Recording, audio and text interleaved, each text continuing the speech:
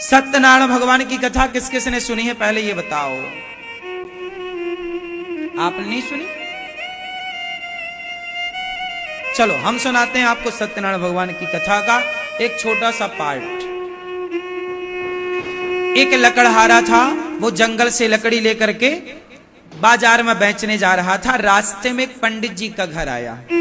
पंडित जी सत्यनारायण भगवान की कथा सुन रहे थे, तो पंडित जी ने सबको प्रसाद दिया। तो लकड़हारे ने भी पंजीरी जानते हो ना, आटा को भूंज करके शक्कर मिलाकर पंजीरी, तो पंजीरी का पंडित जी ने लकड़हारे को प्रसाद दिया।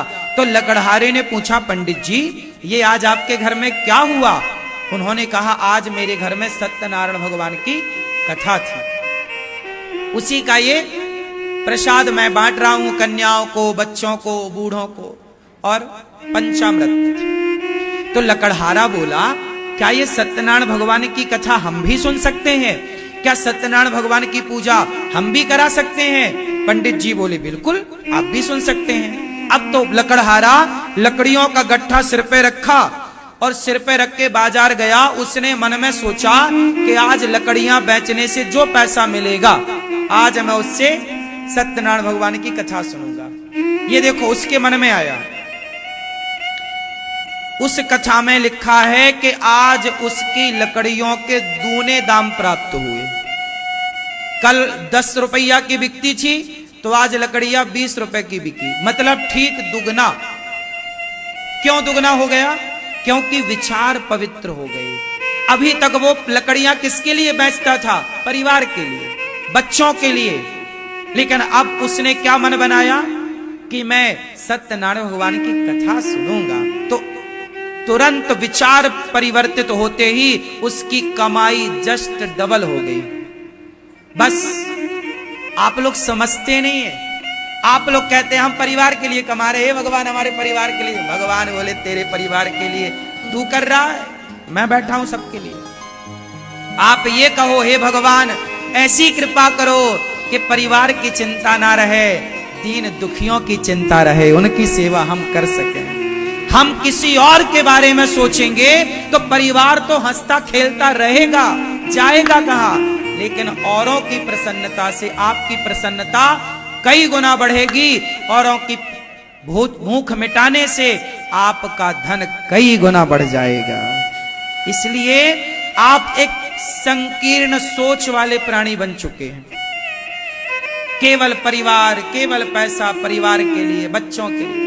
बच्चों के अतिरिक्त आपको कुछ दिखता ही नहीं है। बच्चों के अतिरिक्त कुछ दिखता तो इस देश में भ्रष्टाचार काहे को होता? आज जितने भ्रष्टाचार करने वाले हैं वो यही तो देख रहे हैं कि तेरा पैसा आ जाए मेरे बच्चों की पढ़ाई में, मेरे बच्चों के लिए, मेरे लिए घर मेरा ये। वो ये नहीं देख रहा है कि तेरे बच्चे का हाल क्या है, वो ये देख रहा है कि मेरे बच्चे का हाल क्या है। काश हम ये देखते कि आपके बच्चे का हाल क्या है। आपके घर में चूल्हा जला के नहीं, काश हम आपके चूल्हे की चिंता करते, काश हम आपके बच्चों की पढ़ाई की चिंता करते, काश हम औरों के लिए जीते। अभी अपने परिवार के लिए जी रहे हैं, अपने बच्चों के लिए जी रहे हैं। काश हम इस देश के लिए जीते, समाज के लिए जीते, औरों के लिए जीते, तो कितना अच्छा होता। हाँ या ना? समझ में आई ना बात? तो हम गलत है ना? बोलो हाँ। हम जो कहते हैं कि हम परिवार के लिए कर रहे हैं काम, पैसा कमा रहे हैं, इसका मतलब हम गलत कह रहे हैं ना? आजकल लोग पैसा कमा रहे हैं, कहते हैं हम पेट भरने के लिए कमा रहे हैं। पेट भरने के लिए आदमी पैसा नहीं कमा रहा। पेट भरने के लिए तो है, सामान्य कर लोगे तो मिल जाएगा। आजकल लोग तिजोरियां भरने के लिए कमा रहे हैं। पेट भरने के लिए कोई परेशान नहीं है, तिजोरियां भरने के लिए परेशान। पैसा नहीं कमा रहे हैं लोग पैसे के पीछे नहीं भाग रहे हैं, इज्जत नाम शोहरत के पीछे भाग रहे हैं। इज्जत मिले, नाम मिले, पावर हमारा हो, सत्ता हमारी हो। काश आप पैसा ही कमाते तो भी आप खुश थे, लेकिन जब से आपके अंदर नाम प्रतिष्ठा की भूख जागी, जी मेरा भी नाम हो, मेरी भी इज्जत हो समाज में, इसके लिए, इसलिए तो आज का युवा दिखावे का जीवन जीता है। पेट तो उस युवा का भरा है, पर बाप से पैसा ले लेके बड़ी गाड़ियां किस बात की, दिखाना चाहता अपने दोस्तों को, देख मेरी गाड़ी है। वो ये नहीं समझ रहा कि तेरी कमाई की तो है नहीं। भैया कमा, उसका सदुपयोग कर। पैसा कमाना बड़ी बात नहीं है। तो आज से अपने बच्चों को आप समझाओ कि बेटा पैसा कमाना है, पर उसको लगाना कहां है। बताओ पैसे का क्या उपयोग होना चाहिए। आप लोग क्लियर नहीं है, पैसा क्यों कमाते हैं आप लोग, ये सवाल था मेरा। आप क्लियर नहीं है। अभी आप कह चुके कि बच्चे परिवार के लिए नहीं, अब हटाओ इसे, डिलीट मारो इस कॉन्सेप्ट को, नया लॉन्च करो। अब पैसा कमाएंगे इसलिए कि हम उस पैसे से किसी दीन दुखी की सेवा, हेल्प कर पाए, हम मदद करें किसी की। जब आप किसी के बारे में सोचते हैं ना, तो लिख लो मेरी बात, जिस दिन आप किसी और के बारे में सोचने लगते हैं, उस दिन विधाता बैठे बैठे बैकुंठ में आपके बारे में सोचने लगते हैं कि अब इसके बारे में। इसलिए ये दास अनिरुद्ध, मैं अपने बारे में कुछ नहीं सोचता कि लोग मुझे अच्छा कहें बुरा कहें, मैं अपने बारे में कुछ नहीं सोचता। मैं माताओं के बारे में, विद्यार्थी पढ़ रहे हैं उनके लिए, और आप सबको भोजन मिले, संतों को भोजन मिले, समाज के लिए जब सोचता हूं तो मेरे भगवान मेरे लिए सोचते रहते हैं। मुझे अपने लिए सोचने की जरूरत नहीं पड़ती, मैं टेंशन नहीं लेता, क्योंकि मेरे बारे में सोचने वाले भगवान बैठे तो हैं। मैं क्यों सोचूं, मैं अपनी कोई प्लानिंग नहीं करता, भगवान करके देंगे, वो करें जो करें। हमने तो आत्मसमर्पण कर रखा, आपके हो गए, अब आप जानो और आपका काम करो। हाँ या ना मैया? कितने बच्चे हैं आपके?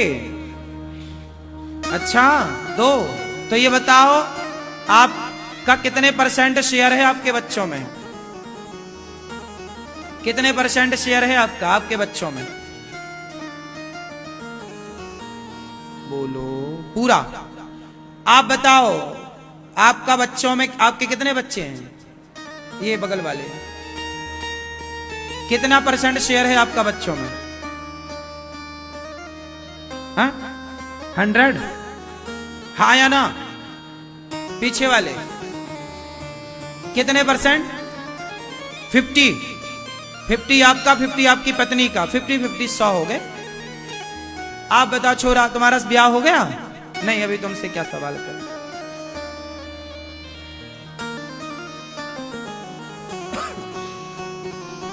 आप बताओ आपका कितने % शेयर है आपके बच्चों में? कितने बच्चे हैं आपके? नीचे वाले 2, कितने % शेयर है आपका? लोग कह रहे हैं कि 50 हमारा, 50 हमारी पत्नी का, हमारे बच्चे हैं तो हमारी शेयर है। फिर आप गलत चले गए। कैसे समझाएं हम? आप लोग समझते ही नहीं। आप लोग ये मानने को तैयार ही नहीं है कि ये बच्चे हमारे नहीं, भगवान के हैं। मां का शेयर कितने % है? बताओ, एक बच्चे को पैदा करने में मां की भूमिका कितनी है? केवल पैदा किया है मां ने, और दूध पिलाया है मां ने, तेल मालिश की है, वरना बच्चे में जितने फंक्शन हैं, आंखें, कान, हाथ, पांव, ये सब मां ने नहीं बनाए। किसने बनाए?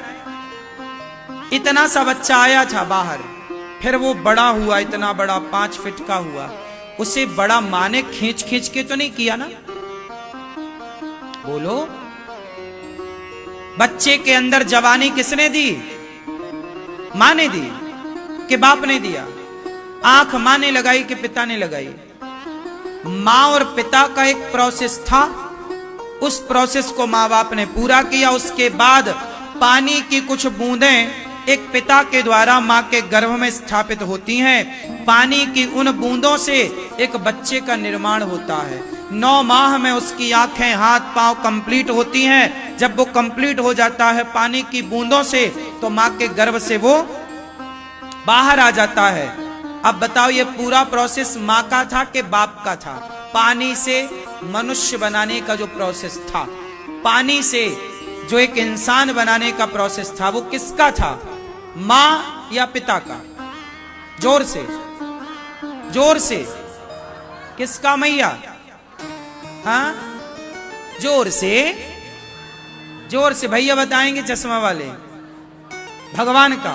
लेकिन आपने तो 50 अपना रख लिया, 50 पत्नी का, भगवान का 1% नहीं छोड़ा, जबकि पूरी मेहनत किसकी है? बोलो बोलो। पानी की बूंदों से एक इंसान बनाना, क्या इसमें ईश्वर की मेहनत ना लगी होगी? आंख लगाया, कान लगाए, सुंदर सा आपका मुख बनाया, चेहरा मोहरा रूप रंग सब तो उस ईश्वर ने बनाया, लेकिन उसका शेयर कितना रखा आपने? 0। और आपका क्या प्रोसेस था? एक जरा सा, उसका आपने 50।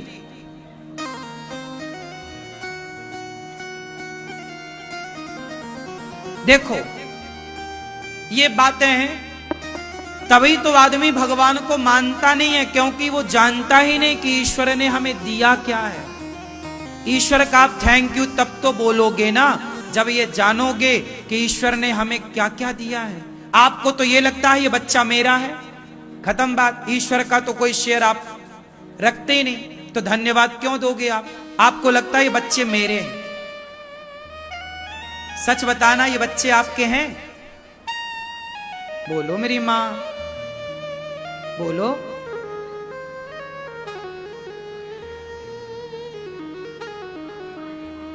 संसार में आए हैं, मानना पड़ता है, तो मान लेने की हम मनाही तो नहीं कर रहे हैं। आप मानो कि ये बच्चा है, पर ये मत मानो कि मेरा है। ये मानो ना, हे प्रभु आपका है।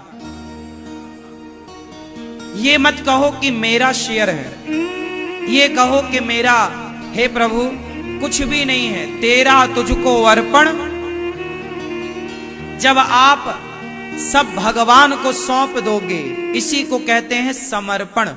जब तक समर्पण नहीं होता, अर्जुन महाभारत तब तक नहीं जीते। भगवान ने गीता अर्जुन को तब तक नहीं सुनाई जब तक अर्जुन ने समर्पण नहीं किया। समर्पण किया, जीत गए। आप लोग भी समर्पण करो। हे प्रभु, ये परिवार मेरा नहीं, तेरा है। ये परिवार आपका, ये व्यापार आपका। बोलो हे नाथ, सब बोलो हे नाथ। ये परिवार आपका, ये व्यापार आपका, ये जीवन आपका। हे नाथ, सब कुछ आपका। एक आप हैं, बोलो एक आप हैं जो हमारे हैं, जो मेरे हैं। सब भगवान का है। और भगवान, भगवान, भगवान को अपना कहो, बच्चों को अपना ना कहो। बच्चे भगवान के हैं और भगवान मेरे तो गिरधर गोपाल, दूसरो ना कोई। ये सिद्धांत, इस सिद्धांत तक आपको पहुंचना है।